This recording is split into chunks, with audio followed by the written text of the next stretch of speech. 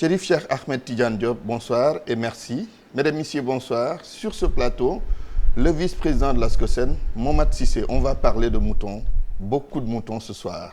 Bonsoir Mohamed. Bonsoir Antoine. Nous sommes à 2 semaines de la fête de la Tabaski. Le marché du mouton, comment il se présente? Je dirais que le marché du mouton, parce que nous avons effectué le voyage avec le ministre de l'élevage, avec son équipe, avec le représentant des transporteurs et le représentant des éleveurs. Et vous vous êtes rendu où exactement? Nous nous sommes rendus dans un premier temps à Tambacounda et au fin fond de la brousse, nous avons rencontré un éleveur qui est très important, qui à lui seul peut vous vendre plus de 1200 moutons. Donc on a regardé son troupeau et vraiment après nous sommes allés le lendemain à la frontière, à Kidira, où les Maliens passent, les Mauritaniens aussi passent. Donc pour voir un peu le point de passage et relever un peu le stock. Et l'état du marché en tant que tel? En regardant à travers le Sénégal pendant ces 4 jours-là, il y avait un gap qu'il fallait combler. Et depuis ce matin, j'ai essayé d'avoir le directeur de l'élevage qui m'a rassuré en me disant que la tendance est favorable. Et je crois qu'à 15 jours de la Tabaski, il est très tôt de se prononcer pour avoir une idée exacte, mais disons qu'il y a une tendance générale qui vise quand même à ce que tout le monde, tous les Sénégalais puissent avoir leur mouton. Oui, il est tôt de se prononcer à 15 jours de la Tabaski, mais à pareil moment l'année dernière, on avait quand même dépassé cette situation. Est-ce que vous espérez que le gap sera sans doute comblé? Nous pensons que le gap sera comblé dans la mesure où les gens qui ont entendu qu'il y avait un gap se diront peut-être que c'est le moment favorable pour entrer. Bon, c'est dommage que ceux qui sont ici maintenant, en entendant qu'il y a un gap, peuvent faire une surenchère. Mais, au bout du compte, je crois que c'est le consommateur qui va gagner. Dans la mesure où, au fur et à mesure que tous ces gens-là, tout ce stock-là grossit, converge vers Dakar, l'offre sera importante par rapport à la demande. Et là, qui est bénéficiaire, c'est le consommateur final. C'est ce qu'on souhaite. En termes de coût, ça va réduire le coût. Oui, ça va réduire le coût, mais je demanderai tout simplement, je donnerai un conseil aux consommateurs d'acheter très tôt, parce qu'il y a un avantage. Le premier avantage, c'est qu'en période de tension, le transporteur, malgré le prix conseillé, peut se dire qu'il y a une tension à 4 jours et qu'il augmente le prix du transport, qui sera répercuté sur le prix. Mais le deuxième avantage, c'est pour l'éleveur, c'est-à-dire le vendeur. Il se dira que je vais écouler mon stock parce qu'il vend à un prix raisonnable. Et il aura la latitude d'acheter un autre stock et de le renouveler. Je crois que ceci est très important à souligner. Oui. Vous êtes sûr, ou vous êtes à peu près sûr, vu tout ce que vous avez dit, que le gap sera comblé? Si la tendance continue, le gap sera comblé très bientôt. Nos voisins, la Mauritanie, le Mali, sont nos fournisseurs. Quelle est la situation actuelle? En effet, pour la Mauritanie, je peux vous dire même il y a un élément nouveau, c'est-à-dire le certificat sanitaire qui attestait que l'animal est sain. On le trouvait à Nouakchott. Maintenant, c'est dans les lieux de reproduction ou les lieux d'élevage. Donc, il y a l'accessibilité facile pour l'éleveur d'avoir son certificat sanitaire. Ce qui est important parce qu'on n'a pas à faire des kilomètres pour l'avoir. Pour le Mali, il y a eu des tracasseries tout au début. Oui, à la frontière. À la frontière, oui. Ce qui est déplorable parce que dans un premier temps, le ministre de l'élevage s'est déplacé vers le Mali avec le directeur du commerce intérieur pour essayer d'arrondir les angles. Les autorités avaient promis que ces tracasseries vont s'arrêter. Je crois qu'on leur a parlé à nouveau parce qu'il y a eu des tracasseries qui ont recommencé. Et maintenant, j'espère qu'ils vont écouter les autorités et que les tracasseries vont diminuer. Mais quel type de tracasseries? Oui. Antoine, oui. Il faut dire aussi que les tracasseries sont les corps de contrôle. Il est vrai qu'on doit contrôler. Ce n'est pas parce que c'est la Tabaski qu'on ne contrôle pas le camion qui transporte le bétail. Mais tout de même, dire que tous les besoins qu'on peut avoir pour la Tabaski doivent être réglés en ce moment-là, c'est un autre problème.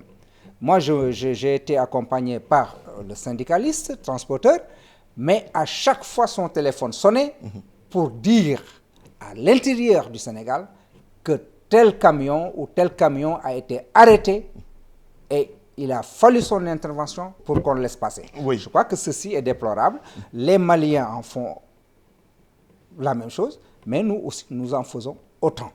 Et c'est contraire aux mesures qui ont été édictées et prises en conseil interministériel et renouvelées par la sécurité au niveau du ministère de l'élevage. Quand on s'est réunis ensemble, on s'est échangé les téléphones avec les corps de contrôle. Mais je crois qu'il faut veiller à ce que le respect des mesures normes, soit vraiment c'est sur ça. le terrain. Alors, sur par le rapport maintenant au prix du mouton, certains estiment que dans certaines localités, c'est cher. Or, l'État a quand même fait des facilités aux éleveurs. Oui, par rapport à ça, en tant que oui, je me consommateur, demande parfois. c'est quand même déplorable. Je me pose parfois. Même si le marché s'autorégule. Je me demande parfois si l'accompagnement est nécessaire. Et Pourquoi? je n'aurais pas dû me poser cette question. Parce que si on a l'électricité gratuitement, si on a l'eau gratuitement, si, par exemple, les prix du transport sont conseillés et respectés, si l'aliment de bétail, pour les circonstances, on a revu les prix, je crois que c'est pour que le consommateur puisse en bénéficier. Malheureusement, c'est pas Malheureusement, toujours le cas. ce n'est pas le cas. Toujours, Et l'État c'est laisse la faire. loi.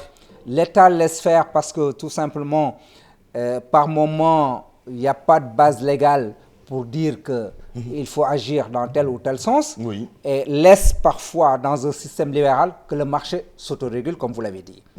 Mais c'est dommage que parfois, c'est l'offre et la demande.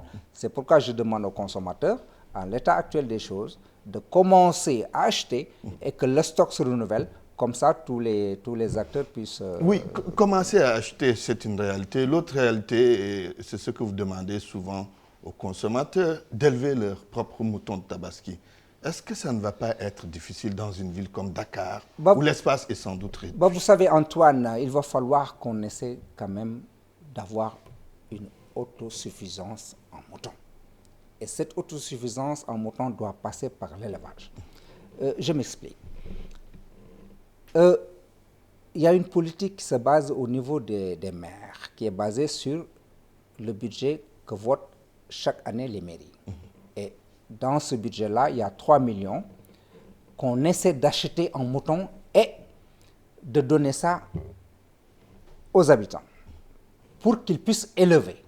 Et de reproduction en reproduction, on arrive à atteindre une autosuffisance en moutons.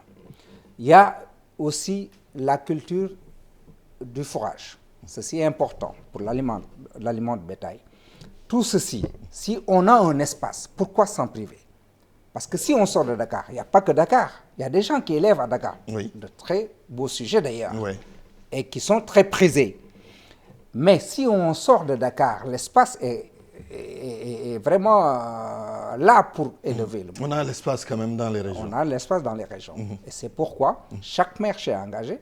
D'ailleurs, c'est pourquoi je fais un appel aux maires pour quand même qu'ils libèrent les 3 millions au bénéfice des habitants afin qu'ils puissent acheter des sujets. Élever et contribuer à l'autosuffisance en moutons, dont en parle d'ailleurs moutons. le ministre de l'élevage. D'ici 3 ans, elle dit que c'est possible. En effet, si les maires respectent leurs engagements, et je sais qu'ils vont les respecter, on peut s'attendre à une autosuffisance Très bien. en moutons. Le marché de façon globale, au-delà du mouton, comment vous l'appréciez à quelques jours de la Tabaski? J'ai fait ma petite En tournée ce ce qui concerne matin. les denrées de première J'ai nécessité. fait ma petite tournée ce matin au niveau de Vous avez Raffinel. constaté quoi? J'ai constaté que l'oignon coûte un peu cher, mais la tendance baissière est là. Parce qu'à chaque fois, Antoine, quand on ferme les frontières, et je le reproche toujours aux décideurs, il ne faut pas assécher le marché. Il ne faut pas que l'oignon local soit à un prix tellement élevé que l'oignon importé, quand il arrive sur le marché, s'arrime sur ce prix-là. Donc, on a assisté à une semaine où le prix de l'oignon au détail avoisinait plus de 500 francs. Maintenant, la tendance baissière est là parce qu'il y a des navires qui viennent remplis d'oignons. Oui. Mais il n'y a pas que l'oignon, il y a la pomme de terre que j'ai constatée, mais qui coûte encore plus cher. Mais la tendance baissière est observée avec l'oignon. Et jusqu'au moment où on arrivera à la période de la Tabaski, je crois que les prix reviendront à la normale. Ils seront raisonnables parce que l'offre sera suffisante pour que le prix revienne Très à la bien. normale. Le transport, pour boucler cet entretien, les transporteurs devaient être en grève aujourd'hui même. Finalement, ils ont renoncé. Vous-même, vous avez parlé de chantage quand il s'est agi de la première grève. Oui, la première grève, je dirais même un chantage, parce que le premier point, on ne peut pas dire que c'est des bus qui ont été trafiqués et dire que ces bus-là doivent être mis en circulation. Là, nous disons non, non et non. S'il y a des sanctions à prendre, il faut les prendre pour les gens, tous les acteurs qui ont agi dans ce secteur-là. Maintenant, nous demandons à ce que l'État prenne en charge une politique structurelle du transport pour que les usagers se retrouvent. J'ai entendu qu'il y a des bus de Sénégal d'Emdik. Ces bus-là sont confortables. Nous demandons à ce que ces bus-là sortent le plus rapidement possible, respectent les horaires. Parce que c'est très important, Antoine, de respecter les horaires de départ et les horaires d'arrivée. Et je sais qu'il y a des privés qui sont prompts à amener des bus de très bonne qualité.